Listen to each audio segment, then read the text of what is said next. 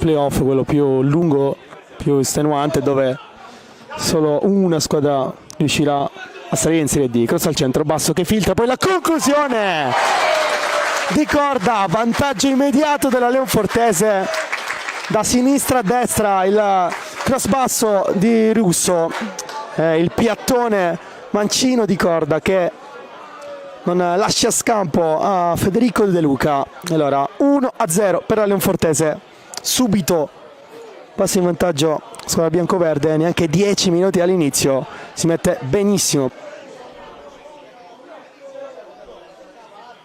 Ancora Loporto, ci riprova da fuori, diventa buona per Corda, calcio di rigore per la Leonfortese, prima di Touré, ha toccato 2 volte palla Corda, steso in area di rigore.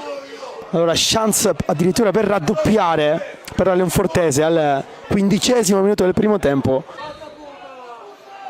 Parte Caputa, aveva intuito il portiere dell'Avola, ma non riesce ad arrivare sul destro ad incrociare di Giovanni Caputa. 2-0 per la Leonfortese al 17° minuto, dopo Corda segna Caputa. Coco, massimo sforzo per tenere il pallone in campo, ci riesce, buona la palla per Caputa, viene scavalcato dal pallone. Fittaioli, grande parata di De Luca. Toscano, stop, sguardo verso il centro, parte il cross ampio sul secondo palo, colpo di testa, resta in aria il pallone, conclusione sulla linea a salvare Coco su Tripoli. Pallone agganciato a Rechichi, conclusione a giro di destro tentata a Gazzara, risponde presente anche Tatoli.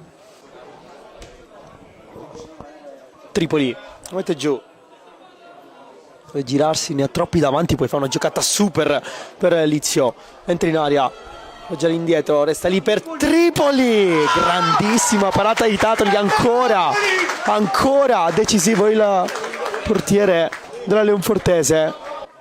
Loporto può crossare, stop goal di destro, fa partire il cross preciso per la testa a chiudere l'azione di Fittaioli.